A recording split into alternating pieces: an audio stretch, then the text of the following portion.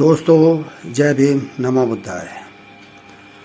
आपने वर्ण व्यवस्था के बारे में सुन रखा होगा कि किस प्रकार यूरेशिया से विदेशी आए, यहाँ उन्होंने अपना शासन किया, स्थापित किया और उन्होंने समाज को 4 टुकड़ों में बांट करके चतुर्वर्ण व्यवस्था जो है बनाई।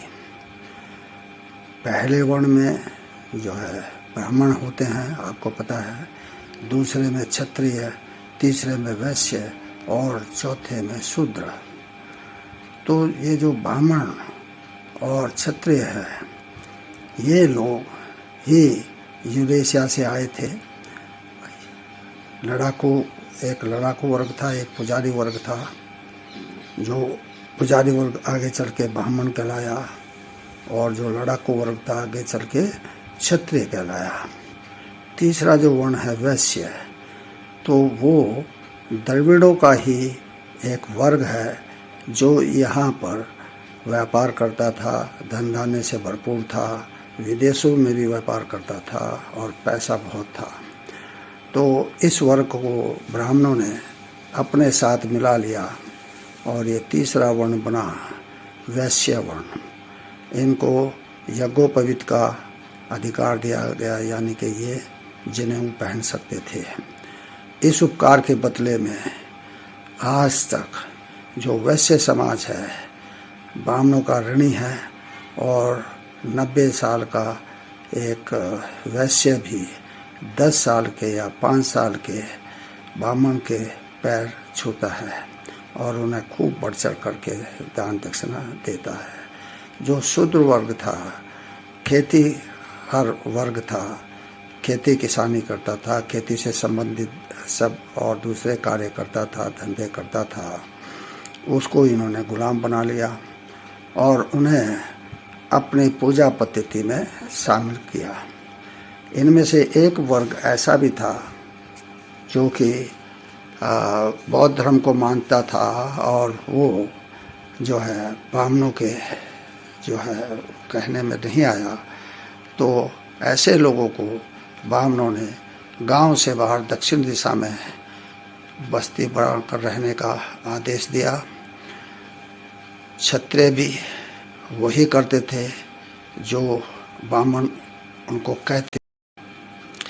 इसलिए मजबूरी में ऐसे लोगों को शहर से बाहर, नगर से बाहर, गांव से बाहर दक्षिण दिशा में झुग्गी झोपड़े बनाकर रहना पड़ा। इनके ऊपर ऐसी पाबंदियां लगा दी गई कि ये कोई काम काज ना कर सकें और बहुत ही दीनहीन अवस्था में पहुंचा दिए गए।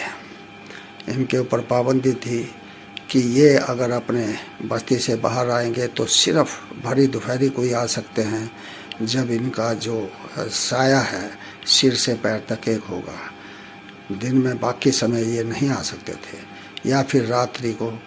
उस समय की रात्रि में कोई काम धंधा नहीं होता था, जैसे आजकल जो है कल कारखाने हैं जो रात को भी चलते हैं, ऑफिसेस हैं जो रात को भी चलते हैं। ये व्यवस्था उस समय नहीं थी।